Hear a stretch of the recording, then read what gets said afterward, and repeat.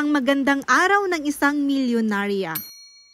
Ang araw na ito ay napakaganda dahil nga may biyaya. Kapaparinig ko nga ng brand collabs ay meron ngang nagpadala ng cookies. O diba, sabi ko naman sa inyo, manifest lang tayo ng manifest. Pero syempre, bago ko nga gagawin yung agenda ko for today's video, ay magpapaganda muna ang maming milyonarya, ganun. Kutuan atat na napintas mo at kasyay. Syempre, milyonarya tayo kaya naman nakaniklis tayo ng letter M. Charis! Short for Mami Majoy na milyonarya. Charis! Wala lang, may share ko lang na letter M pala yung necklace ko. Ganun. Pero syempre kung gusto nyo rin bumili ng necklace na letters, ay meron din yan sa aming TikTok shop. Puntahan nyo lang yung aming TikTok shop at i-click nyo lang yung aming yellow basket. Makikita nyo na doon yung aming mga paninda. Ganun. So ito na nga yung pinadalang cookies. Kaya naman gagawan natin ng review. Syempre alam nyo na kung anong cookies ito. Ito na yung naginawan ko ng review nung nakaraang araw. At dahil nga nabuksan ko na nga ito na at kumakain na nga ang Arkidandan. O diba, pasok na pasok ang taste kay Arkidandan. At ito lang naman yung cookies ng Wheatle Pastries. O diba, napakaganda ng pangalan. Pangalan pa lang kasi, tunog masarap na. At itsura pa lang, tignan nyo naman, nakakamilyonarya talaga. Nakakaganda ng araw kapag kumain ka ng cookies na ito. Walang halong biro, masarap talaga siya, promise. Syempre, hindi nyo matitikman kung hindi kayo mag-o-order. Kaya naman, yung mga link andyan lang sa my comment section. O naman kaya andyan sa my caption at mag-order ka na ng matikman mo rin. Ganun. At dahil nga blessings ito ay kailangan din naman nating i-share sa ating kapitbahay. Dahil nga nandito na rin si Daddy Dandan, siya na nga rin ang magpupunta dyan sa aming kapitbahay. Syempre ipapatikim natin lahat dahil hindi naman namin kayang ubusin to. Ika ngay mas mabuti nang i-share kaysa masira. Diba? Mabuti na lang din andito pa yung plato nila na pinaglagyan din nila ng spaghetti nung minsan. Kaya naman para maisuli yung kanilang plato ay lalagyan natin itong cookies. So, ganito akong kamilyonarya kapag may sobrang blessings ay sinishare ko din. Kunada garud, it's better to give than to receive.